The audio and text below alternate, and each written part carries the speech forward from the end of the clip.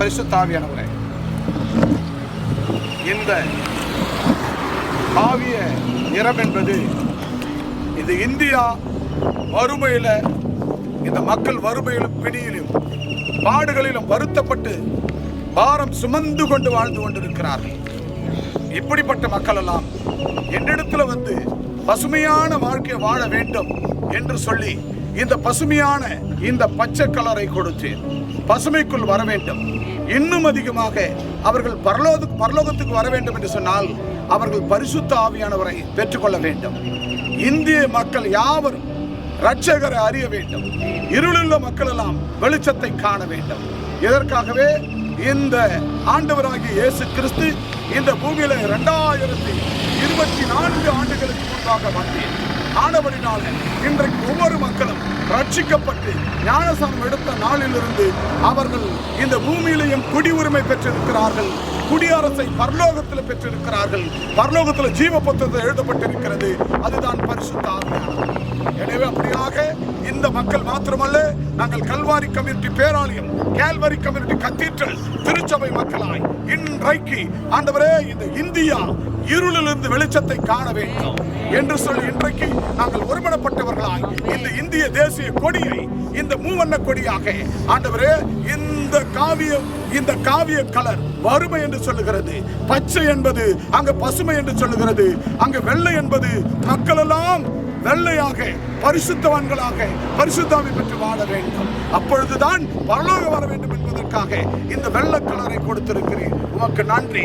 என் தேசத்தை, இந்தியாவை, எங்களுக்கு கொடுக்கப்பட்ட இந்த நல்ல தேசத்தில் எங்களை குடியிருக்க பண்ணின ஆண்டவருக்கு நன்றி. நீர் எங்களை ஆசீர்வதி. இயேசுவின் நாமத்தில் இந்தியாவை ஆசீர்வதி. இந்தியா இயேசுவுக்கு சொந்தமாக வேண்டும். இந்தியா இயேசுவுக்கு சொந்தமாக வேண்டும். இந்தியா இருளுள்ள மக்கள் இயேசுவை அறிய வேண்டும். இயேசுவின் நாமத்தில் நல்ல பிதாவே, ஆமென். யாவரும் கரங்களை தட்டி இந்த மூவண்ண கொடியை ஏற்றி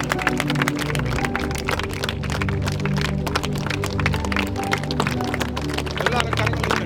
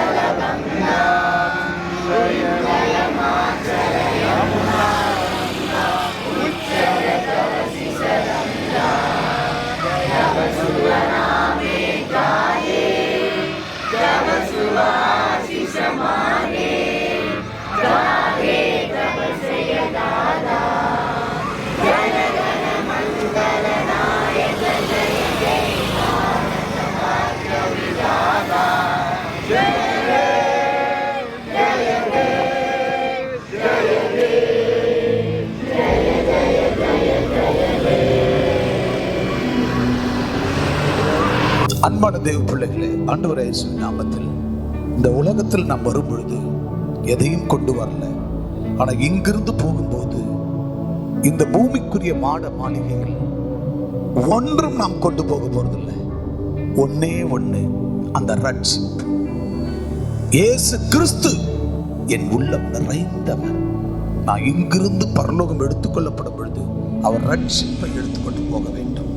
எனக்கு கொடுத்த அந்த ரட்சிப்பு இந்த பூமியில், அந்த ரட்சிப்பின் நிமித்தம் நான், அது பஸ் ஸ்டாண்டா இருக்கட்டும், பஸ் நிலையமா இருக்கட்டும், அது ரயில் நிலையமா இருக்கட்டும், அது ஏர்போர்ட்டா இருக்கட்டும், அது ட்ரெயின்ல பிரயாணம் பண்ணாலும், அல்லது பஸ்ல பிரயாணம் பண்ணாலும், அல்லது பிளைட்ல ஏரோப்ளேன்ல பிரயாணம் பண்ணாலும், அதையும் கடந்து பல்லாயிரம் கிலோமீட்டர் அமெரிக்கா அதிக உலக நாடுகள்ல, அமெரிக்கா பிரசித்தி பெற்ற நாடு, அமெரிக்க ஐக்கிய நாடுகள்ல போய் இன்றைக்கு ஆண்டவருடைய சுவிசேஷத்தை அறிவிக்கிறனே, அது எதற்காக?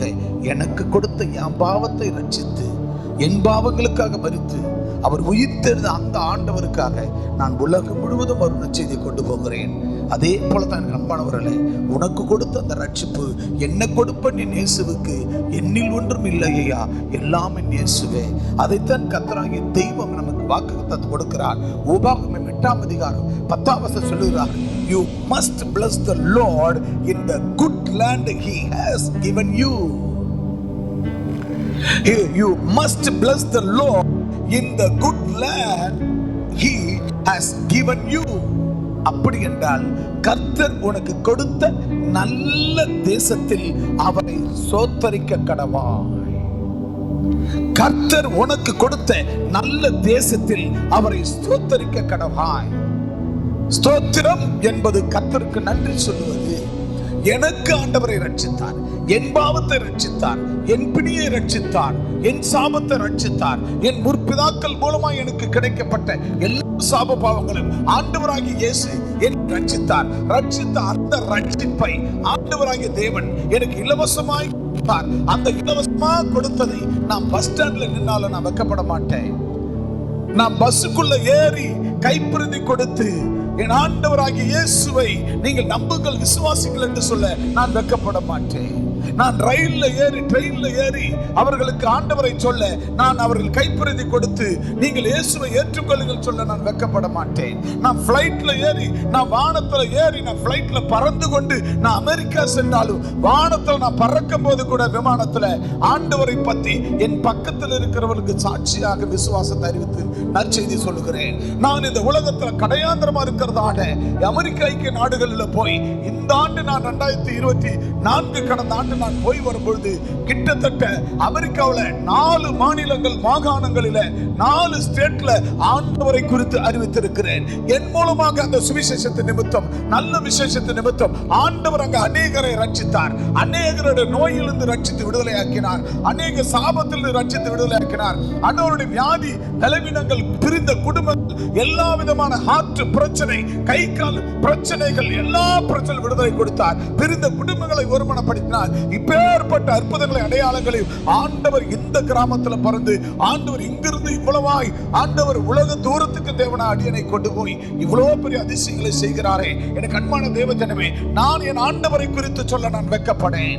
என் ஆண்டவரை குறித்து அறிவிக்க நான் வெட்கப்படேன். நான் ஆண்டவரை குறித்து நான் சொல்ல ஒரு நாள் நான் வெட்கப்பட மாட்டேன். நான் வெட்கப்படாமல் அன்று முதல் இன்று வரை இந்த 29 ஆண்டு காலமாக நான் இந்த கிராமத்தில் அறிவிக்க ஆரம்பித்தேன். இந்த ஆரம்பத்தில் எனக்கு ஏற்பட்ட போராட்டங்கள், பிரச்சனைகள் மிகையாகாது அவ்வளோ போராட்டம் கிராமத்து மக்கள் கொடுத்தார்கள். ஊர்ல என்ன ஒதுக்கி வைத்தார்கள். அப்படிப்பட்ட காரியம், வீட்டு ஃபங்க்ஷனுக்கு போக கூடாது சொன்னார்கள். அப்படிலாம் பண்ணினார்கள். நான் நினைத்த, நீங்கள் என்னை ஒதுக்குவது என்ன இருக்கிறது? என் ஆண்டவராகிய இயேசு கிறிஸ்து அவர் என்னை ரட்சித்திருக்கிறார். அவரே என்னை உயர்த்துவார். ஆண்டவர் இந்த உலகத்தின் கடைசி வாக்கு கொண்டு போவார் என்று சொல்லி தான் அன்றைக்கு எடுத்த அந்த விசுவாச அறிக்கை இன்றைக்கும் ஆண்டவர் இவ்வளவு தூரத்தில் கொண்டு போய் ஆண்டவர் சுவிசேஷத்தை அறிவிக்க வைத்திருக்கிறார். அவர் சுவிசேஷனை அந்த அறிவிக்கும் போது அந்த சுவிசேஷனுடைய அந்த ஊழியக்காரர், அந்த போதகருடைய அந்த பாதம் எவ்வளவு அழகா இருக்கிறது என்று ஆண்டவர் சொல்லுகிறார். ஒரு போதகருடைய சுவிசேஷனுடைய பாதம் எவ்வளவு அழகா இருக்கிறது. அன்பான தேவப்பிள்ளை, நீங்களும் அப்படியாகத்தான் இந்த சுவிசேஷத்தை, இந்த நல்ல விசேஷத்தை நீங்கள் கொண்டு போய் அநேகருக்கு சொல்ல வேண்டும். பாருங்க அன்பு சகோதரர், தமிழ் சமயத்தில் ரீட்டா போய் பஸ் ஸ்டாண்ட்ல இருக்கிறவங்க சொல்லுகிறார்கள், பஸ்ல போகும்போது சொல்லுகிறார்கள், அங்க சந்தை மார்க்கெட்டுக்கு போகிற இடத்துல சொல்லுகிறார்கள், பார்க்கிறவர்கள் சொல்லுகிறார்கள், அந்த மகளுக்கு படிப்பு கிடையாது, ஆனால் கர்த்தர் தந்த அந்த ஞானத்தின் அறிவு இருக்கிறது. கர்த்தருடைய ஞானத்தின் அறிவு இருக்கிறது. படித்தால் தான் சுவிசேஷம் அறிவிக்க வேண்டும் அல்ல, படிக்காத அனைவரும் அறிவிக்கலாம், படித்தவர்களும் அறிவிக்கலாம். ஆக வெட்கத்தை பார்க்கக்கூடாது பிரியமானவர்களே. அதான் எனக்கு சொன்னார், உனக்கு கொடுத்த நல்ல தேசத்தில் அவரை ஸ்தோத்தரிக்க கடவாய். கர்த்தர் உனக்கு கொடுத்த நல்ல தேசத்துல ஆண்டவருக்கு நன்றி சொல்ல வேண்டும். அந்த தேசம் என்ன பிரியமானவர்களே? முதலாவது ஆண்டவர் கொடுக்கப்பட்ட நல்ல திருச்சபை. கொடுக்கப்பட்ட முதலாவது ஆண்டவர் திருச்சபை கொடுத்திருக்கிறார். திருச்சபை போதகருடைய குடும்பத்தை கொடுத்திருக்கிறார். திருச்சபை போதகருடைய குடும்பம். நான் ஒருவனாய் இந்த ஊழியத்தில் வந்தேன். எனக்கு ஒரு பெண்ணானவளை கொடுத்தார், எனக்கு ஒரு துணியை கொடுத்தார், எனக்கு பிள்ளைகளை கொடுத்தார். இன்னைக்கு குடும்பம் முழுவதும் நாங்கள் 5-6 பேர் எங்க குடும்பத்தார் ஊழியம் செய்கிறோம். எத்தனை பேர்? 6 பேர் தேவனுடைய ஊழியத்தை செய்கிறோம். எனக்கு அன்பானவர்களே, ஆண்டவர் என்னை ஒருவனை ரட்சித்தார். ஒருவனை ரட்சித்து அவர் ரட்சிப்பின் அபிஷேகத்தை கொடுத்தார். ஆனபடினால தான் நான் இன்றைக்கு 6 பேர் என் குடும்பத்தில் ஊழியம் செய்கிறோம். இங்க மாத்திரமல்ல, உலகம் முழுவதும் போய் ஊழியத்தை செய்கிறோம். கைகளை தட்டி கர்த்தர் நாமத்தை மகிமைப்படுத்துவோம். எனக்கு அன்பான தேவ ஜனமே, ஆண்டவர் சொன்னார் உபாகம் 8ஆம் அதிகாரம் 10ஆம் வசனத்துல எவ்வளவு அழகா சொன்னார். வாசிக்க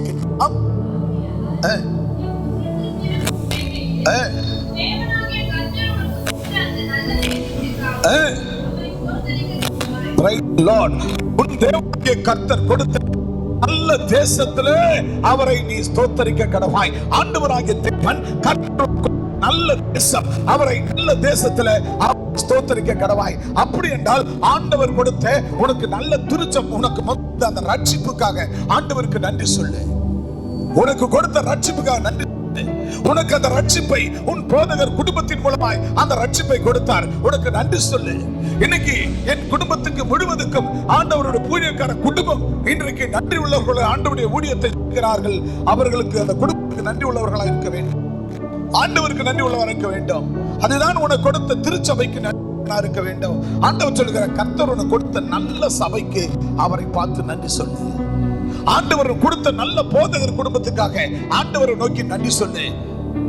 பின்பு ஆண்டவர் உனக்கு கொடுத்த நல்ல மனைவிக்காக ஒவ்வொரு நாளும் நன்றி சொல்லு. ஆண்டவர் உனக்கு கொடுத்த நல்ல புருஷனுக்காக ஒவ்வொரு நாளும் நன்றி சொல்லு. ஆண்டவர் உனக்கு கொடுத்த நல்ல பிள்ளைகளுக்காக ஆண்டவரை பார்த்து பெற்றோர்கள் நன்றி சொல்லுங்க. பிள்ளைகளும் குடும்பமாய் கணவன் மனைவி பிள்ளைகளோடு சேர்ந்து ஆண்டவரே உங்களுக்கு எங்க குடும்பமாய் சேர்ந்து நாங்கள் எங்கள் போதகருக்கு எங்க ஆண்டவருக்கு நாங்கள் நன்றி சொல்லுகிறோம். அதுதான் ஸ்தோத்திரம். ஸ்தோத்திரம் என்றால் என்ன? நன்றி. ஸ்தோத்திரம் என்றால் என்ன? நன்றி. ஆக ஸ்தோத்திரங்கள் இதுதான். கர்த்தர் உனக்கு கொடுத்த நல்ல சபையிலே கர்த்தருக்கு நன்றி சொல்லு. இன்னைக்கு பரிசுத்தமான ஓய்வு நாள். இந்த பரிசுத்தமான ஓய்வு நாளிலே நீங்கள் குடும்பமாய் தேவாலயத்துக்குள்ள வந்து நீங்கள் குடும்பமாய் வந்து ஆண்டவருக்கு நன்றி சொல்ல வேண்டும். யாருக்கு நன்றி சொல்ல வேண்டும்? கர்த்தருக்கு நன்றி சொல்ல வேண்டும். ஆண்டவரே, கடந்த திங்கள், செவ்வாய், புதன், வியாழன், வெள்ளி, சனி 6 நாட்கள் எனக்கு, என் மனைவிக்கு, எனக்கு, என் புருஷனுக்கு, என் பிள்ளைகளுக்கு எந்த நோய் நொடி இல்லை, எந்த வியாதி இல்லை, எந்த பிரச்சனை இல்லை. நாங்க சமாதானமாய் சுகமாய் ஆரோக்கியமாய் 3 வேளை சாப்பிட்டு உண்ண உணவும் உடுத்த உடையும் எங்களுக்கு கொடுத்து நல்ல ஆரோக்கியமான ஆண்டவர் தூக்கத்தை கொடுத்து நல்ல ஆரோக்கியமான வருமானங்களை கொடுத்து 6 நாள் எங்களை ஆசீர்வதித்தீரே. இன்றைக்கு 7ஆம் நாளிலே நானும் என் வீட்டாரும் என்றால் கர்த்தரை சேவிக்கும்படி எங்களுக்கு கொடுத்த 6 நாள் வருமானத்துக்காகவும் நாங்கள் வந்து தேவ சமூகத்தில் மன்றாடி துதித்து ஆராதித்து என் அப்பா இயேசுவுக்கு நன்றி சொல்லுகிறோம். நம்ம எதுக்காக ஆலயத்துக்கு வருகிறோம்? ஏன் ஓய்வு நாள்ல வருகிறோம்? 6 நாளும் ஆண்டவர் உங்களுக்காக படைத்தது, உனக்காக எனக்காக ஆண்டவர் 6 நாள் இந்த பூமியை படைத்தார், வானம் எல்லாவற்றையும் படைத்தார். 7 நாள் அப்ப ஓய்ந்திருக்கிற நாள். அந்த நாளில் ஆலயத்தில் வந்து ஆண்டவருக்கு நன்றி சொல்லி கர்த்தர் எனக்கு கொடுத்த நல்ல சபையில எனக்கு கொடுத்த குடும்பத்தோடு நாங்கள் வந்து ஆண்டவருக்கு ஆராதனை பண்ணி நன்றி சொல்லுவோம். எனக்கு 6 நாளும் இல்ல 5 நாளும் கொடுத்த வருமானம், உழைப்பு, சம்பளத்துல என் மனைவி கையில கொண்டாந்து கர்த்தருக்கு தசமா காணி ஆட்சி பொறுத்து கொடுக்கணும். புருஷன் மூலமா வந்த வருமானத்துல கர்த்தர் தசமா காணி ஆட்சி கொடுக்கணும். பிள்ளைங்க காலேஜுக்கு போக பல லட்சத்தை கட்டுறோம், பல்லாயிரக்கணக்கான பணத்தை கட்டுறோம். டெய்லி செலவுக்கு 500, 300, 200, 400 கொடுக்கிறோம். Very simple. காலேஜுக்கு போற பிள்ளை கை தூக்க பார்க்கலாம். ஒரு நாளைக்கு உன் செலவுக்கு லாய்ஸ் உனக்கு எவ்வளவு கொடுக்கிறார்கள் அம்மா அப்பா? ஒரு நாளைக்கு எதுவும் கொடுக்கல, உட்காருவோம். நல்ல பெற்றோர். ஓகே, அடுத்தது ஸ்டெல்லா, உனக்கு ஒரு நாளைக்கு உன் செலவுக்கு சாப்பாட்டுக்கு எவ்வளவு கொடுக்கிறார்கள் அம்மா? 100 ரூபாய் கொடுப்பாங்க, உட்காருவோம். ஸ்கூலுக்கு போற பிள்ளைங்க ஆட்டோல போறீங்க, உங்களுக்கு அப்பா அம்மா எவ்வளவு தராங்க? 40 ரூபாய் தராங்க. ஆமா, ஆட்டோவுக்கு மட்டும் 40 ரூபாய் ஒரு நாளைக்கு. மாசத்துக்கு எவ்வளவு? 600 ரூபாய். இப்ப இந்த புள்ள 600 ரூபாய் அந்த பிள்ளைக்கு கொடுத்தீங்க. அந்த புள்ள அந்த மாசத்துல 60 ரூபாய் அந்த புள்ள மாசத்துக்கு தசமா கொடுக்கணும். 100 ரூபாய் கொடுத்தாங்க அம்மா ஒரு நாளைக்கு. 25 நாள் காலேஜுக்கு போறேன், 2500 ரூபாய் மாசத்துல 250 ரூபாய் தசமா கொடுக்கணும். ஸ்டெல்லா, ஒவ்வொரு பிள்ளைகளும் வருஷத்துல ஒரு பிள்ளைக்கு 50,000 நீ அதுல 50,000த்துல கர்த்தருக்கு எவ்வளவு கொடுக்கணும்? 5,000 தசமா கொடுத்துருக்கணும். 1 லட்சம் ஃபீஸ் கட்டுறேன், ஆண்டவருக்கு 10,000 ரூபாய் அதுல தசமா கொடுக்கிறோமா, செய்கிறோமா? அப்ப எப்படி கர்த்தர் நம்மளை ஆசீர்வதிப்பார்? வேதம் சொல்லுகிறது, கர்த்தர் உனக்கு கொடுத்த நல்ல சபையிலே, ஆண்டவர் உனக்கு கொடுத்த நல்ல போதகர் குடும்பத்தின் நிமித்தமாக ஆண்டவர் அனுதினமும் ஜெபம், அனுதினமும் ஆரோக்கியமான ஜெபம், அனுதினமும் கண்டித்து உணர்த்துற ஜெபம், அனுதினமும் உங்களுக்கு ஜெபம், ராத்திரி வேளையில ஜெபம், காலை வேளையில பைபிள் ஸ்டடி, காலையில பைபிள் ஸ்டடி, பைபிளை கற்றுக் கொடுத்து அதை ஆலோசனை கொடுப்பது. எதுக்கு ஸ்கூல்ல டீச்சர் வைக்கிறார்கள்? பிள்ளைகளை வாங்க உட்காருங்க, எல்லா பிள்ளைகளும் புக்க வாங்கிக்கங்க, ஸ்கூல்ல வந்து பெஞ்சில தரையில உட்கார்ந்து நீங்களே படிச்சுட்டு போங்கன்னா அந்த பிள்ளைகளை ஸ்கூலுக்கு அனுப்புவோமா? இல்ல அந்த பிள்ளைங்க படிச்சு முன்னேற முடியுமா? அந்த விளக்கங்களை, அந்த புத்தகத்தை வாசித்து அந்த பிள்ளைகளுக்கு கற்றுக் கொடுத்து அந்த பிள்ளைகளுக்கு மனப்பாடம் செய்ய சொல்லி அந்த பிள்ளைகளை பல டெஸ்ட் எழுத வைத்து, அன்றாட வீட்டு பாடம் எழுத வைத்து, அதுக்கிடையில 3 மாசத்துல ஒரு டெஸ்ட் வைத்து, அதுக்குள்ள காலாண்டு தேர்வு ஒண்ணு வைத்து, அப்ப அரையாண்டு தேர்வு வைத்து, முன்னாண்டு தேர்வு வைத்து, அந்த 11 மாசத்துல அடுத்த வகுப்புக்கு போகபடியாய் அந்த பிள்ளைகளை உருவாக்குகிறவர்கள் அந்த ஆசிரியர்கள். அது போலதான் ஆண்டவராகிய தேவன் உங்களுக்கு ஆண்டவர் ஆவிக்குரிய ஆசிரியர் போதகர்களை, போதகர் என்றால் போதிக்கிறவர்கள், உங்களுக்கு அனுதினமும் அதிகாலையில போதிக்கிறோம், தினமும் அந்த மன்னாவை போதிக்கிறோம். உனக்கு நீ படிச்சிருக்க வேண்டிய அவசியம் இல்லை, நீ படிக்க வேண்டிய அவசியம் இல்லை, நீ ஒரு பட்டதாரி இருக்க வேண்டிய அவசியம் இல்லை. உனக்கு கர்த்தர் தந்த அந்த ஆவிக்குரிய ஞானம், அந்த திறன், அந்த திறனாற்றல் இருந்தால் போதும். ஆண்டவராகிய வார்த்தையை கேட்டாலே ஆண்டவராகிய தேவன் உன்னை உயர்த்துவார், உன் வாழ்க்கையில் அதிசயங்களை செய்வார். இதுல முக்கியமா சொல்ல வேண்டியது வேளாங்கண்ணி. அது தேசத்திற்கான ஜெபம், ராத்திரி ஜெபமா இருக்கட்டும். அந்த ஜெபத்துல 7:30 மணின்னா கரெக்டா 7:29 7:30 உள்ள வந்துருவாங்க. அதே மாதிரி 5 மணிக்கு பைபிள் ஸ்டடினா 5 மணிக்கு கரெக்டா அந்த லிங்க தட்டி 5 மணிக்குள்ள உள்ள இருப்பாங்க. பிரியமானவர்களே, ஆண்டவர் சொன்னார், அதாவது அவங்க நல்லா இருக்கும் போது, அவங்க கற்றுக்கொள்ளும் போது, அவங்க ஒரு நல்லதை செய்யும் போது, ஒரு வேலையை, ஒரு பணியை செய்யும் போது அவர்களை நீ உற்சாகப்படுத்தி கனப்படுத்துகிறாரு. அதே நேரத்தில் அவர்கள் அதை செய்யல அப்படின்னா என்ன பண்றாங்கன்னா அவர்களை கண்டித்து உணர்த்து. அல்லேலூயா. அவங்க நன்மை செய்தா, அவங்க உதாரணமா செய்தாங்கன்னா, அவங்க உத்தமமா இருந்தாக்கா அவங்கள உருவாக்கி அவங்கள உற்சாகப்படுத்து. அதே கனஹீனமா இருந்தா அவர்கள் என்ன செய்? கண்டித்து உணர்த்தி அவர்களை உற்சாகப்படுத்து. அப்படி தப்பு பண்ணா தப்பு, நீ நல்லதை செஞ்சா நல்லது, இதை கண்டித்து உணர்த்து என்று கர்த்தர் சொல்லுகிறார். அந்த வழியில பார்க்கும்போது வேளாங்கண்ணி 2 ஜெபத்தில் கரெக்டா வந்து நிற்கிறார்கள். கரங்களை தட்டி அவளை உற்சாகப்படுத்துவான். கை இருந்தா. ஆகவே அன்பான தேவ ஜனமே, வேதம் என்ன சொல்லுகிறது? கர்த்தர் உனக்கு கொடுத்த நல்ல சபை, கர்த்தர் உனக்கு கொடுத்த நல்ல போதகர் குடும்பம். இன்னைக்கு குடும்பமா நான் ஊழியம் செய்றேன், அம்மா ஊழியம் செய்றாங்க, கோபர்தர் என்னுடைய மகன் எபினேசர் ஊழியம் செய்கிறார், ஸ்டெல்லா மேரி ஊழியம் செய்கிறார்கள், ஜூனியர் பாஸ்டர் ஊழியம் செய்கிறார், இன்னொரு பிள்ளை ஊழியம் செய்கிறது, சிமியோன். ஆக 6 பேர் குடும்பமாக நாங்கள் ஊழியத்தை செய்கிறோம். குடும்பமாக பாடுபடுகிறோம். ஒரு ஜனம், ஒரு வீட்டில இருந்து ஒரு ஆள் ரட்சிக்கப்பட்டு விட்டால் நாங்கள் குடும்பமாக அவர்களுக்கு முயற்சி எடுக்கிறோம், குடும்பமாக அவர்களை உருவாக்குறோம். எந்த விதத்திலும் கிடையாது. அப்படி உருவாக்கி உங்களை வைத்திருக்கிறோம். ஆகவேதான் சொல்றாங்க, உனக்கு கொடுத்த நல்ல போதகர் குடும்பத்திற்காக, உனக்கு கொடுக்கப்பட்ட நல்ல திருச்சபை, கல்வாரி திருச்சபைக்காக நீங்க முதல்ல நன்றி சொல்லணும். ஆண்டவரே, என் தாய் தகப்பன் குடும்பமாய் சேர்ந்த ஊழியத்தை என் தகப்பன் ஒருவனாய் வந்தார், அதுக்கப்புறம் 2 அம்மாவை கொடுத்திருக்கிறேன். நான் கேள்விப்பட்டிருக்கிறேன். நான் இப்பதான் வந்திருக்கலாம், 10 வருஷம் வந்து 15 வருஷம் நான் கேள்விப்பட்டிருக்கிறேன். முதலாம் அப்பா மூலமா உருவாக்கப்பட்ட அந்த ஊழியம், அப்புறம் அம்மா வந்து 2 வருஷம் செய்தார்கள், அப்புறம் பிள்ளைகளோடு செய்தார்கள், இன்னைக்கு குடும்பத்தோடு செய்கிறார்கள். ஆக எல்லாரும் குடும்பமா செய்கிறார்கள். எங்களுக்கு குடும்பமா கொடுத்த போதகர் கொடுத்த முதலாவது நன்றி ஆண்டவரே. ஒவ்வொரு நாளும் கர்த்தருக்கு நன்றி சொல்ல வேண்டும், ஒவ்வொரு நாள் நன்றி சொல்ல வேண்டும். எனக்கு கொடுக்கப்பட்ட திருச்சபைக்கு நன்றி ஆண்டவரே, நன்றி சொல்ல வேண்டும்.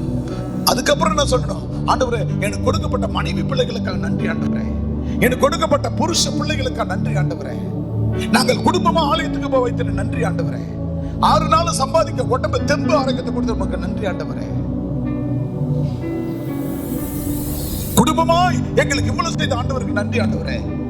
எங்களுக்கு கொடுத்த அந்த பிள்ளைகளுக்கு நான் ஒவ்வொரு நாளும் அந்த பிள்ளைகளுக்கு ஒரு வருஷத்துக்கு 1 லட்சம் ரூபாய் ஃபீஸ் கட்ட வைத்த நன்றி. ஆனா உங்க 10,000 ரூபாய் நான் தசமா கொடுக்க மறந்துட்டேன் ஆண்டவரே. என்னை மன்னித்து என் ஆண்டவரே என்னை ஏற்றுக்கொண்டு நான் இனி ஒழுங்கா நான் தசமாவத்தை கொடுக்க ஆண்டவரே. மிஷினரிகளை தாங்க ஆண்டவரே. நான் 3 வேளை சாப்பாடு சாப்பிடுறேன் ஆண்டவரே. நல்ல துணிமணி போடுற ஆண்டவரே. ஆனா வட இந்தியாவில் கிழக்கு இந்தியாவில் எங்க ஊழியர்கள் அந்த ஜனங்கள் ஒருவேளை கஞ்சி இல்லாத இருக்கிறாங்க ஆண்டவரே. அவர்களுக்கு மாதந்தோறும் ஒரு பொருத்தினோட ஒரு 500, 1000, 2000 சொல்லி ஒரு பொருத்தனை பண்ணி நான் மாதந்தோறும் கொடுக்கணும் ஆண்டவரே. மாதந்தோறும் கொடுக்கணும் ஆண்டவரே. அந்த 1ஆம் தேதி எப்போ பிறக்குன்னு அந்த ஊழியர்கள் காத்து கிடக்கிறார்களே. கவனிங்க, காத்து கிடக்கிறார்களே. வட இந்தியா கிழக்கு இந்தியாவில் காத்து கிடக்கிறார்களே. ஒருவேளை கஞ்சி சோறு இல்லாம இருக்கிறார்களே. நான் 3 வேளை குழம்பு சாப்பாடு சாப்பிடுறேனே. அவங்க ஒருவேளை சோறு இல்லையப்பா, ஒருவேளை கஞ்சி இல்லையப்பா. அதுல தொட்டுக்க கூட ஒரு ஊறுகாய் கூட கிடையாது. கொஞ்சம் கஞ்சி தானே. அந்த கஞ்சிக்கு கொடுக்கிற 500, 1000 நான் 1ஆம் தேதியிலிருந்து ஒரு 5ஆம் தேதிக்குள்ள நான் கொடுத்து அவங்க கஞ்சி ஒருவேளை கஞ்சி குடிக்க நான் உதவியா இருக்கேன் ஆண்டவரே. நான் 3 வேளை சாப்பிடுறேன். மீனை கூட அந்த தலையை சாப்பிடல ஆண்டவரே. 2 பக்கமா அந்த சதையை மட்டும் எடுத்து சாப்பிட்டு அந்த முள்ளோட அவ்வளவு சதையோட தலையோட தூக்கி போடுறான் ஆண்டவரே. நாய்க்கு கோழிக்கு போடுறான் ஆண்டவரே. ஆனா அங்க தொட்டுக்க ஊறுகாய் இல்ல ஆண்டவரே. கஞ்சி ஒருவேளை கஞ்சி குடிக்க முடியல ஆண்டவரே. நான் எவ்வளவு உதாசீனப்படுத்துறேன் ஆண்டவரே. எவ்வளவு பிரியாணி எடுத்து கொட்டுற ஆண்டவரே. எவ்வளவு சோறு எடுத்து கொட்டுற ஆண்டவரே. இந்த மாதத்துல ஒரு முடிவு எடுக்க போற ஆண்டவரே. என் வீட்டுல எவ்வளவு சோறு மீந்து கொட்டுறனோ அவ்வளவு சோறு எத்தனை கிலோ அரிசின்னு பார்த்து அந்த அத்தனை கிலோ அரிசி காசு பணத்தை நான் கொடுக்க போறேன் ஆண்டவரே. என் பிள்ளைகளுக்கு நாங்க 3 வேளை சோறு சாப்பிடுறோம் ஆண்டவரே. அந்த 3 வேளை சாப்பாட்டுல ஒரு வேளை கட் பண்ணி அங்க ஒரு ஊழியக்காரன் கஞ்சி குடிக்க மட்டுமாவது நான் கொடுக்க போறேன் ஆண்டவரே.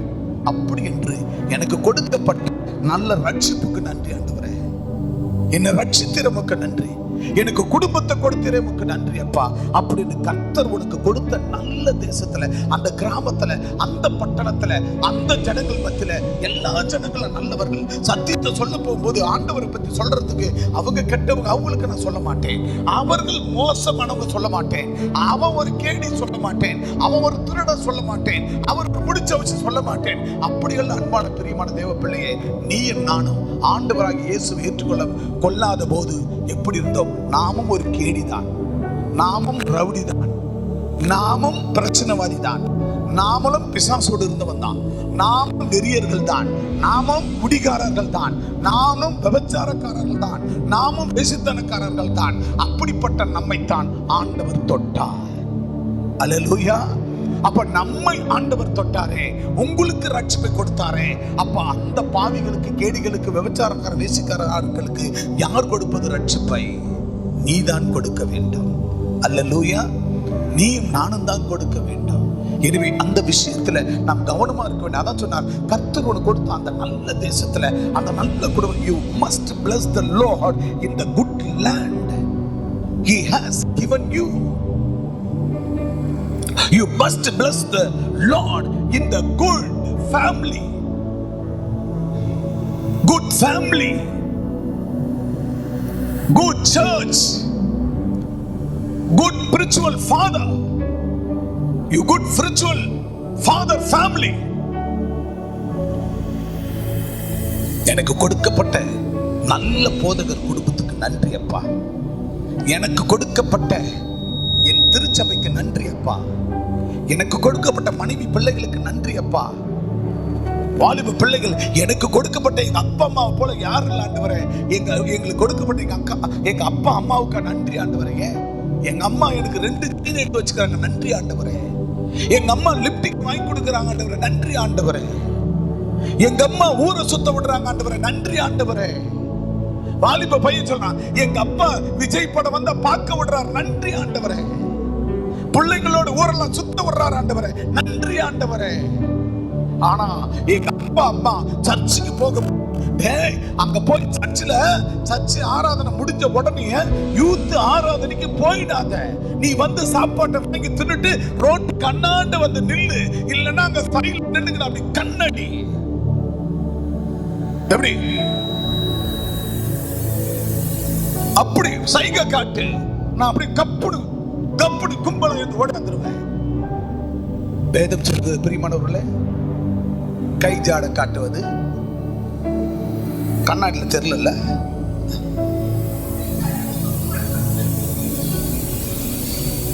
எப்படியா அப்பா அம்மா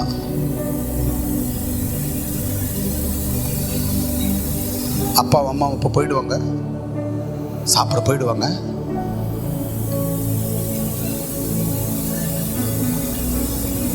அப்பா அம்மா இருக்கிறாங்க, அப்பா அம்மா போயிட்டோம். அப்ப 2 பேரும் நல்லா ஊர் கதை பேசலாம். இன்னைக்கு வந்த பிரசங்கம் உன்னை என்னை வச்சு தான் பேசினாரு. போன்ல பேசிக்கலாம்.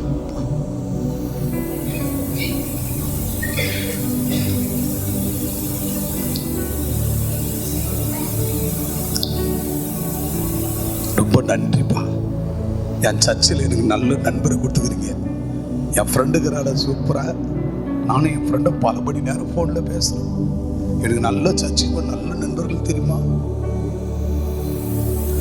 இப்படி நண்பர் வேணா நீ ஊரோட ஒத்து பக்கத்து வீட்டில் இருக்கிற அந்த விபச்சாரி வேசித்தனக்காரி அந்த குடிகார முடிச்ச வச்சு முள்ள மாதிரி கூட நீ ஜாலியா சந்தோஷம் வந்துட்டு வெந்ததை துண்ணுட்டு வீதி வந்தா சாவுன்னு செத்து போவான் தானே. எதுக்கு நமக்கு சர்ச்சு இல்ல?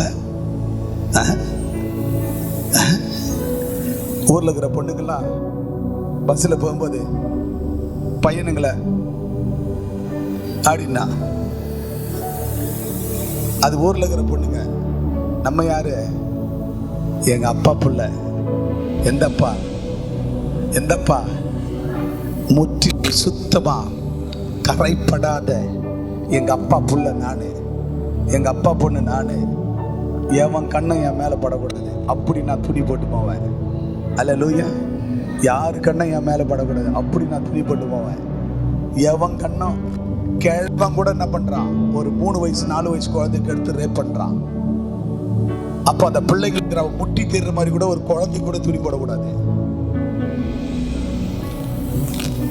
இந்த சகதியில வேலை செய்கிறவங்க தப்பா சொல்லல. இந்த குப்பை அந்த ட்ரைனேஜ் எடுக்கிறவங்கலாம் சாட்சி போட்டிருப்பாங்க, அதெல்லாம் இப்படி மேலே தூக்குவாங்க. எப்படி இப்படி மேலே தூக்கி, இப்போ ஒரு டாய்லெட் போகிறோம், இந்த பேண்ட் இப்படி மேலே தூக்கின்னு போவோம். அந்த மாதிரி இப்போ பெண்களுக்கு அவங்களாம் குப்பாளுறவங்கள அவன் இப்படி தான் தூக்கின்னு போகணும். ஏன்னா அழுக்கு சகுதி இல்லையா, அவங்களுக்கு தப்பாக சொல்ல, ஏன்னா அழுக்கு பண்ற போது தூக்கின்னு போகணும். இப்போ பிள்ளைங்களுக்கெல்லாம் லகின்ஸா, பொம்பளை பிள்ளைங்களுக்கு எங்க இருந்து பாருங்க, பொம்பளை பிள்ளைங்க மட்டும் இல்லை, 40 வயசு லேடி 50 வயசு லேடி இங்க இந்த கால் தெரியுற மாதிரி.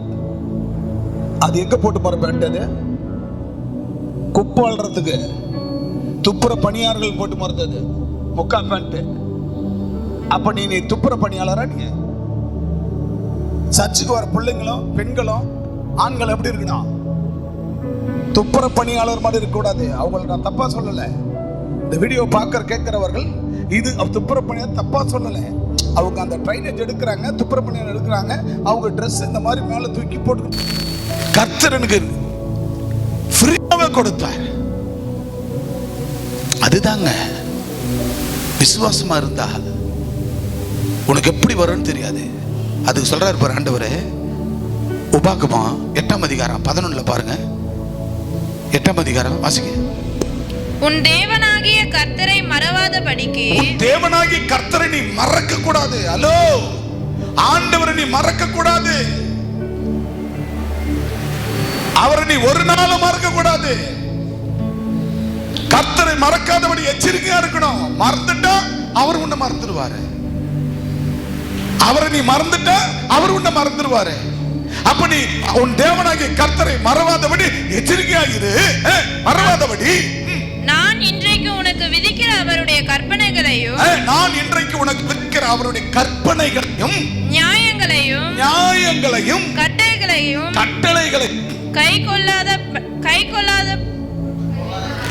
கற்றுக்கொள்ளாத படிக்கும் எச்சரிக்கையா இரு. கை கொள்ளாமல் போகாத படிக்கு எச்சரிக்கையா இரு.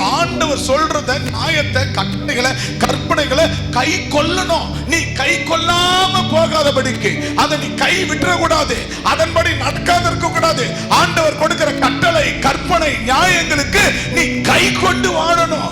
அதுல நீ என்ன செய்யணும்? ஜாக்கிரதையா இருக்கணும், எச்சரிக்கையா இரு. மேற்கொண்டு 11 வரைக்கும், 18 வரைக்கும். நீ புசித்து திருப்தியாகி, புசித்து குடித்து திருப்தி அடைந்து நல்ல வீடுகளை கட்டி. பாத்தீங்களா? நீங்க எப்படி இருக்கணுமோ, நீ என்ன மறக்காத இருந்தாதான் நான் உன்னை மறக்க மாட்டேன். நான் என் கற்பனை, என் கட்டளை நீ கை கொண்டு இருக்கணும். கை கொள்ளாம இருந்தா நான் உன்னை மறந்துடுவேன். நீ கை கொண்டு எச்சரிக்கையா இருந்தினா உன்னை மறக்க மாட்டேன். அப்ப நீ வீடுகளை கட்டுவாய், அந்த வீடுகளை கட்டி அதுல புசித்து சந்தோஷமா புசித்து குடிப்பாய். அவைகளில் குடியிருக்கும் போது உன் ஆடுகள் திரட்சியாக அது அதிகமாக வர்த்தி அடையும். திரட்சியாக உன் வெள்ளியும் பொன்னும் பெருகி. அவருடைய கர்த்தரை மறவாத நீங்க இருந்தீங்கன்னா, எச்சரிக்கையா நீ வீடுகளை கட்டுவ. அந்த வீட்டுல ஆடுகள் இருக்கும், அதில் நீ புசித்து குடிப்பாய். அந்த வீட்டுல ஆடுகள் எல்லாம், ஆடு மந்தெல்லாம் பழுகி பெருகும். உனக்கு அங்க திராட்சை ரசம் உனக்கு பழுகி பெருகும். அதை குடித்து நீ திருப்தி அடைப்பாய். உனக்கு உண்டானவை எல்லாம் வர்த்திக்கும் போது, உனக்கு உண்டான அத்தனையும் வர்த்தித்து அதை நான் பழுகி பெருகி கொண்டே இருக்கும். உன் இருதயம் மேட்டிமை அடையாமலும், உன் இருதயம் மேட்டிமை அடையாமல். உன் இருதயத்தில் என்ன வரக்கூடாது? மேட்டிமைனா இருமாப்பு. அண்டலட்சுமி, உனக்கு என்ன வந்துடக்கூடாது? இருமாப்பு வந்துடக்கூடாது. கலா மேட்டிமை வந்துடக்கூடாது. தனம் மேட்டிமை வந்துடக்கூடாது. ஒவ்வொருவர்கள் என்ன இருக்கணும்? குடும்பம் ரட்சிக்கப்படணும். குடும்பம் ரட்சிக்கப்படணும். என்ன ரட்சித்தார்? இன்னைக்கு நான் உயிரோடு வாழ்கிறேன். என் வீட்டுல அத்தனை பேர் ஆண்டவத்துக்கு வரணும், ஆலயத்துக்கு ரட்சிக்கப்படணும். எல்லாம் நான் ஒரு ஆளு போனா போதும் சர்ச்சுக்கு அப்படின்னு அந்த மேட்டிமை வந்துடக்கூடாது, அந்த திமிர் வந்துடக்கூடாது. அப்படி வந்தால் கர்த்தர் கொடுத்தது எல்லாவற்றையும் பிடுங்கி விடுவார். ஒரு திருச்சபைக்கு ஜனங்கள் அவருடைய வேதாகமத்தை சுமந்து வர வேண்டும். பைபிள் ஒவ்வொருத்தர் கையில் இருக்கணும். தட்டு இருக்கிற மாதிரி உங்களுக்கு ஒவ்வொருத்தர் பைபிள் இருக்கணும். வேதாகமத்தை சுமந்து வரணும். ஆக அப்படிப்பட்டவர்களாய் நாம் இருக்க வேண்டும். உன்னை அடிமைத்தன வீடாகிய எகிப்திலிருந்து புறப்பட பண்ணி வரும் உன்னுடைய பின் நாட்களில் உனக்கு நன்மை செய்யும் பொருட்டு. என்ன நாட்களிலே? பின்வரும் நாட்களிலே ஆண்டவர் உனக்கு நன்மை செய்யும் பொருட்டு உன்னை சிறுமைப்படுத்தி உன்னை சோதித்து கொல்லிவாய் சர்ப்பங்களும் தேள்களும் தண்ணீர் இல்லாத வறட்சி பயங்கரமான வனாந்தர வழியாக உன்னை அழைத்து வந்தவரும் உனக்காக பாறையாக கண்மலையாய் இருந்து எல்லாவற்றையும் பிளப்புனக்கு தண்ணீரை கொடுத்தவரே, தண்ணீர் புறப்பட பண்ணினவர், உன் பிதாக்கள் அறியாத மன்னாவினால். பாத்தீங்களா? உன் பிதாக்கள், உன் அப்பா அம்மா பாட்டன் பூட்டன் யாரும் அறியாத மன்னாவால வனாந்தரத்திலே உன்னை போஷித்து வந்தவருமான உன் தேவனாகிய கர்த்தரை நீ உன் தேவனாகிய கர்த்தரை மறவாமலும் என் சாமர்த்தியமும் என் கையின் பலனும் இந்த ஐஸ்வரியத்தை எனக்கு சம்பாதித்தது என்று. பாத்தீங்களா? நீ என்ன பண்ற? அவரை மறக்க கூடாதுன்னு சொல்றாரு. ஆனா உனக்குள்ள அங்க என்ன வருது? என் சாமர்த்தியம், நான் சாமர்த்தியமானவன் தெரியுமா? எங்க அண்ணன் சொத்தை அடிச்சு புடிக்கிட்டேன் தெரியுமா? சர்ச்சுக்கு போறாங்களா? சர்ச்சுக்கு அவங்க வீட்டு சொத்தை நான் அடிச்சு புடிக்கிட்டேன் தெரியுமா? என் சாமர்த்தியம், என் ஆள் பலம், என் பண பலம், என் பண பலம். உனக்கு ஆள் பலம் இருக்கலாம், உனக்கு பண பலம் இருக்கலாம், உனக்கு சாமர்த்தியம் இருக்கலாம். எனக்கு யார் தெரியுமா? எல்லாமே எங்க அப்பா இயேசு. எல்லாம் இயேசு இயேசு இயேசு. எப்படி? எல்லாம் இயேசு இயேசு இயேசு. சொல்லுங்க. எல்லாம் இயேசு இயேசு இயேசு. சத்தமா எல்லாம் இயேசு இயேசு இயேசு. நான் இயேசுவால பிடிக்கப்பட்டவன், அவர் ரத்தத்தால கழுவப்பட்டவன். சொல்லுங்க, நான் இயேசுவால பிடிக்கப்பட்டவள், அவர் ரத்தத்தால கழுவப்பட்டவன். எனக்கென்று எதுவும் இல்லை, பூமி சொந்தம் இல்லை. சொல்லுங்க, எனக்கென்று எதுவும் இல்லை, எல்லாம் இயேசு இயேசு இயேசு. எல்லாம் இயேசு இயேசு இயேசு. சொல்லுங்க, இயேசு இயேசு இயேசு. எல்லாம் இயேசு இயேசு இயேசு. மீண்டும் சொல்லுங்க, நான் இயேசுவால பிடிக்கப்பட்டவன், அவர் ரத்தப்பட்டவள். சொல்லுங்க, நான் இயேசுவால பிடிக்கப்பட்டவள், அவர் ரத்தத்தால கழுவப்பட்டவன். சொல்லுங்க, எனக்கென்று எதுவும் இல்லை, இந்த பூமி சொந்தம் இல்லை. நிறுத்துங்க, நான் பாட்டு பாடிங்க. இந்த பாட்டு வரிகளுக்கு அந்த வார்த்தைக்கு என்ன அர்த்தம் புரிஞ்சு பாடுறீங்களா? என்னமோ எவனோ தானோ, எவனோ செத்தான், எவனோ போனான், ஏதோ புரிதல் இருக்குதா? இயேசுவால் பிடிக்கப்பட்ட, நான் இயேசுவால் பிடிக்கப்பட்டவன், அவர் ரத்தத்தால நான் கழுவப்பட்டவன். உனக்கு ஆள்பலம் இருக்கலாம், என் வீட்டு ஆண்டவர் இல்லாதவனுக்கு, என் பக்கத்து வீட்டுக்கு ஆள்பலம் இருக்கலாம், பொருளாதாரம் இருக்கலாம், அந்த ஊரே உனக்கு இருக்கலாம். ஆனா எனக்கு அவர் பிடிக்கப்பட்டவன், அவர் ரத்தத்தால கழுவப்பட்டவன். எனக்குன்னு எதுவும் இல்லையா அந்த பூமியில? இந்த பூமி எனக்கு சொந்தம் இல்லை. எனக்கு எல்லாம் இயேசு, எனக்கு எல்லாம் இயேசு, எல்லாம் என் வாழ்க்கை இயேசுதான். அப்ப நான் இயேசுவால் பிடிக்கப்பட்டவன், நான் இயேசுவால் பிடிக்கப்பட்டவள். எனக்கென்று இந்த பூமியில் எதுவும் இல்லை, எனக்கென்று இந்த பூமியில சொந்தம் இல்லை, எல்லாமே எனக்கு இயேசு.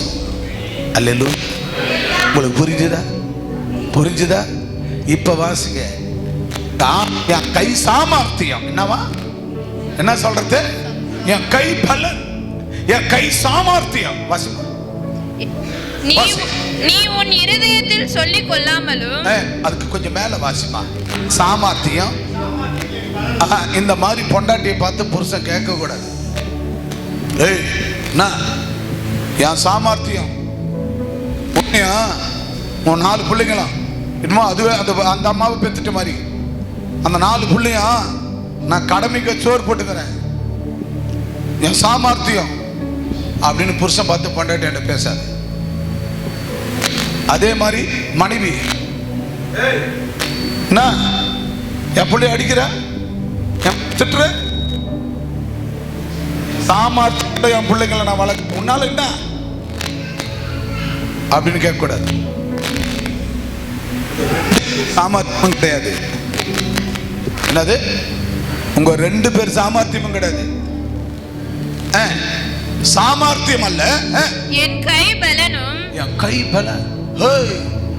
நான் 15 ஏக்கர் ஏர் ஓட்டிட்டேன், நான் நினைச்சிட்டேன் பலமா? சாலமோனே வந்துடக்கூடாது.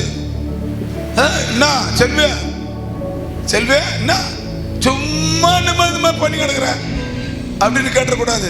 ஐசக்கு நகம் என்ன பண்ற புருஷனை பார்த்தா இவர் தான் சம்பாதிச்சது கொட்டினாரு அப்படின்ற கூடாது. உங்க 2 பேர் கை பலன் அல்ல, உங்க 2 பேர் குடும்பத்துல உங்க பலன் இல்ல, உங்களுடைய சாமர்த்தியம் என்னுடைய சாமர்த்தியம் இல்லை. இன்னைக்கு இந்த ஊழியம் நிக்குது, இவ்வளவு தூரம் வளருதுன்னா என் சாமர்த்தியம் இல்லை, என் கை பலன் இல்லை. அவர் சொன்னதை மட்டும் நான் செய்கிறேன், அவ்வளவுதான். இவ்வளோ வளர்ந்த இந்த ஊழியத்தை நாளைக்கு இந்த சபை, இந்த சர்ச்சை, பில்டிங்கை இதை விற்று நான் எடுத்துன்னு போகிறதில்ல. அடுத்தடுத்து நம்ம பிள்ளைங்க தலைமுறை தலைமுறை தலைமுறை தலைமுறை தலைமுறை இந்த சபையை இடிச்சு இடிச்சு இடிச்சு இடிச்சு இடிச்சு பெருசு பெருசா பெருசு பெருசா கழுவலியை கூட நிரப்பிட்டு என்ன பண்ணிக்கலாம்? கழுவலியை கூட நிரப்பிட்டு வாய் வரலையே. இவ்வளவுதான் விசுவாசமா? ஒரு நாள் ஆண்டவர் என்கிட்ட சொன்னாரு, போன வாரம், இந்த வாஞ்சிக்கார முழுவதும் ஃபுல் காம்பவுண்டு, அந்த கழுவாலி ஓரம் ஃபுல் காம்பவுண்டுங்க. இங்கிருந்து பார்த்தீங்கன்னா அங்கே ஒரு தென்னந்தோப்பு தெரியும் பின்னாடி, கண்ணு கட்டின தூரத்தில். அங்கே பார்த்தா பெரிய காம்பவுண்டு இப்படி போகுது, பா மாதிரி போய் வருது, பா மாதிரி போய் வருது. இது உள்ள பார்த்தா தேவனுடைய ஆலயம் பலுகி பெருகி லட்சம் லட்சம் மக்களை நான் பார்க்குறேன். இது உள்ள பார்த்தா கரங்களை தட்டி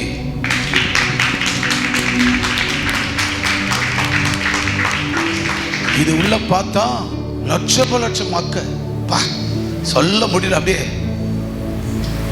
அவ்வளோ ஜனங்க, அற்புதம் அடையாளமும். பார்த்தா ஒரு பக்கம் கல்லூரி, மருத்துவமனை, எல்லா காரியமும் நடந்துட்டு இருக்கு. இரவும் பகலும் ஜனங்க வந்து போய்க்கணும், வந்துக்கணும். ஒரு பக்கம் சாப்பாட்டு வேலை நடந்துக்கினே இருக்குது. வர ஜனங்கள்லாம் இலவச சாப்பாடு சாப்பிட்டுக்கிட்டு போய்க்கினே இருக்கிறாங்க. இது கல்வாரி ஜெபத்தோட்டம், கல்வாரி இல்லம் நிரம்பி வழியுது ஜனம், லட்சம் மக்கள். அல்லேலூயா, அல்லேலூயா. இதை நான் கண்டேன். ஒவ்வொரு நாளும் தெய்வ சமூகத்தில் 1 மணி நேரம் பைபிள் ஸ்டடி, 1.5 மணி நேரம் அதே பலிபீடத்தில் மகா பரிசுத்தலத்தில் 1.5 மணி நேரம் முழங்கால் நிற்கிறேன். என் தேசத்துக்கு, என் மக்களுக்கு கதறேன். எங்க அப்பா அடுத்த நிலையில கொண்டு போறாரு. இன்னைக்கு இருக்கிற இந்த பிள்ளைகள் எல்லாம் நாளைக்கு என்ன லெவல்ல இந்த சபையில அவரவர் ஒரு டீம் லீடர், அவரவருக்கு பொறுப்புகள். நீ 100 பேரை பார்த்துக்க, நீ 500 பேரை பார்த்துக்க. எல்லாருக்கும் ஊழியர்களை, பொறுப்புகளை பிரித்து கொடுத்து, வேலை வாய்ப்புகளை உண்டாக்கி கொடுத்து, பல்லாயிரக்கணக்கான மக்கள் நம்மளுடைய ஆர்கனைசேஷன்ல, நான் government organisation CCC, Calvary community கத்தீட்ரல்ல, Calvary charitable trust, CCT, CMC, Calvary medical centre, CIMS, Calvary institute of medical science, CIMS மருத்துவமனை, மருத்துவ கல்லூரி, பேராமெடிக்கல் கல்லூரிகள், இன்ஸ்டிடியூஷன்ஸ், மருத்துவ குழுமம், கல்வி குழுமம். இந்த அறக்கட்டளை மூலமாய் ஒரு நாள் தூரத்தில் இல்லை, என் கைபலன் இல்லை. வேதம் என்ன சொல்லுது? என் சாமர்த்தியம் அல்ல, என் கை பலனும் அல்ல. நல்லா புரிஞ்சுக்குங்க, என் சாமர்த்தியம் அல்ல. ஒரு மனுஷன் உயரணும்னா உன் சாமர்த்தியம் அல்ல, உன் கை பலன் அல்ல. அதுக்கு தாவியானவர் இங்க உணர்த்துகிற பரிசுத்தாவியானவர். என்னால அல்ல, எனக்குள்ள இருக்கிற அந்த விஷன், அந்த தரிசனம், அந்த விசுவாசம், அந்த அன்பு, அவர் மேல் இருக்க அந்த நம்பிக்கை, அந்த விசுவாசம், அந்த ட்ரஸ்ட், அந்த புலிவு, அந்த நம்புதல் எல்லாம் இயேசு இயேசு இயேசு. சொல்லுங்க, எல்லாம் இயேசு இயேசு இயேசு. யாருங்க? சத்தமா சொல்லுங்க. எனக்கு யாரு? சொல்லுங்க உங்க இதயத்தில் கை வைத்து. எனக்கு எல்லாம் இயேசு இயேசு இயேசு, எல்லாம் இயேசு இயேசு இயேசு.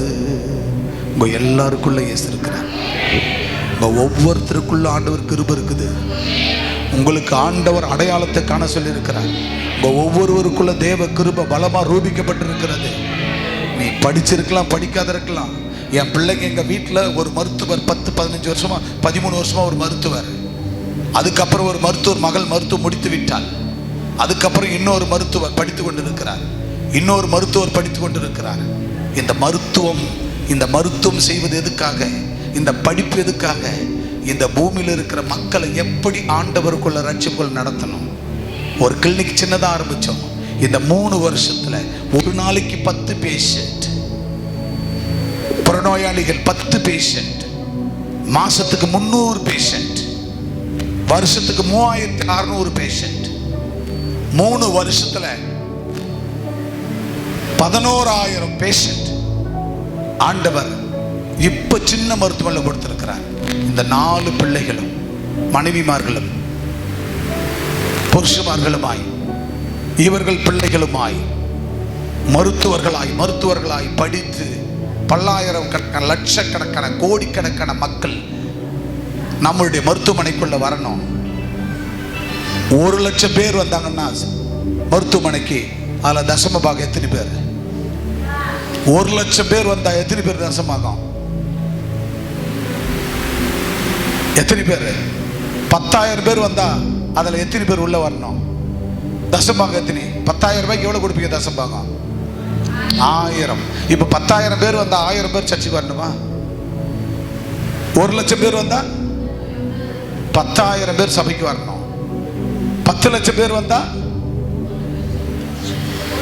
1,00,000 பேர் வரணும். 1 கோடி பேர் வந்தா 10,00,000 பேர் சபைக்கு வரணும். இப்போ ஆண்டவர் ஆயிரங்களை தாண்டி லட்சங்களை தாண்டி ஆண்டவர் அவர் வருகைக்கு ஆத்துமாக்களை நீங்களும் நானுமாய் என் சந்ததியுமாய் பூமியில அறுவடை செய்து, அல்லேலூயா, நீங்க அவருக்கு வருகைக்கு அறுவடை செய்ய தான் இந்த படிப்பு. இவர்கள் படிக்கிற இந்த மருத்துவ படிப்பு அதுக்காகத்தான். ஆனா இந்த படிப்பு பரலோகத்துக்கு போகாது. இந்த படிப்பு பரலோகத்துக்கு போகாது. கர்த்தருக்குள் நாம் படிக்கிற இந்த செய்கிற இந்த ஊழியம், இந்த ஆத்துமாக்களை கொண்டு வருகிறோமே ஞானமா, விஷனோடு, தரிசனத்தோடு, அதுதான் நம் பரலோகத்துல ஜீவ புத்தகத்தை நாம் போகும்போது ஆண்டவர் எப்படி வைத்திருப்பார்? நம்மள எப்படி வைத்திருப்பார்? உனக்கு கொடுத்த அந்த நல்ல தேசம் அந்த பரலோகத்துல. அல்லேலூயா, அல்லேலூயா. எனக்கு கொடுத்த அந்த நல்ல தேசம் பரலோகம். அந்த தேசத்துக்காக கர்த்தருக்கு ஒவ்வொரு நாளும் நன்றி சொல்லணும். எனக்கு கொடுத்த ரட்சிப்புக்காக நன்றி சொல்லணும். பிரியமானவர்களே, ஆக நம் ஆத்துமாக்களை அறுவடை செய்வதில் ஜாக்கிரதையாக இருக்க வேண்டும். ஆகவே நம்முடைய கைபலனா, என் சாமர்த்தியம் அல்ல, வாசிமா, சாமர்த்தியம் அல்ல, இந்த ஐஸ்வர்யத்தை எனக்கு சம்பாதித்தது என்று. சாமர்த்தியம் அல்ல, அங்கிருந்து சாமர்த்தியம் அல்ல, என் கைபலனும், என் கைபலனும் இந்த ஐஸ்வர்யத்தை எனக்கு சம்பாதித்தது இந்த என்று. ஐஸ்வர்யத்தை சம்பாதித்தது என்று. சம்பாதித்தென்று நான் என் கைபலம், என் சாமர்த்தியம், இந்த ஐஸ்வர்யத்தை நான் சம்பாதித்தேன்னு நீ உன் இருதயத்தில் சொல்லிக் கொள்ளாமலும் நான் சம்பாதிச்சேன். நான் சம்பாதிச்சேன். ரத்த வருஷம் தானே, நான் ஏன் தசமா கொடுக்கணும்? நான் ஏன் கொடுக்கணும்? அன்னைக்கு கூனி குறிக்கின்னு கடந்து ஒருவேளை கஞ்சிக்கு இல்லாத அன்னைக்கு எந்த ஆண்டவர் வந்து உன்னை தூக்கி கழுவி முத்தம் கொடுத்தாரு, நெஞ்சார உன்னை கட்டி கட்டி பிடிச்சி முத்தம் கொடுத்தாரு நாத்தம் சகிதத்தில் இருக்கும் போது, எந்த குடும்பம் யார் வந்து நம்ம சொந்த பந்தம் நம்மளை தூக்குனாங்க? இன்னைக்கு சட்டை போடுறோம், பேண்ட் போடுறோம், பட்டு போட கட்டுறோம். இப்போ நான் வர மாட்டேன். என் விரோதிகள்லாம் போறாங்க அந்த சர்ச்சுக்கு, நான் வர மாட்டேன் அந்த சர்ச்சுக்கு. இப்பதான் விரோதி. அன்னைக்கு மாவுண்டு கடத்தி, அப்ப எங்க போன? இன்னைக்கு சாமர்த்தியம் என்னது? என் கை சாமர்த்தியம், என் தெம்பு பலன். இன்னைக்கு பணம் கையில் வரும்போது, உதாரணம் சொன்னேன், என் மருத்துவரா இருக்கிற என் பிள்ளைங்க எத்தனை மருத்துவராக இருந்தா ஆத்துமா சம்பாதிக்கத்தான் மருத்துவர்கள். அல்லேலூயா, அல்லேலூயா. நீ பணம் சம்பாதித்தால் பயன்படுத்தி ஊழியம் செய்வதற்காக. நான் சம்பாதிச்சு நான் ஏன் தசமா கொடுக்கணும், நான் ஏன் பண்ணணும், நான் ஏன் செய்யணும்? கொஞ்சத்துல உண்மையாயிரு, அநேகத்தில் அதிகாரியை உயர்த்துவார்.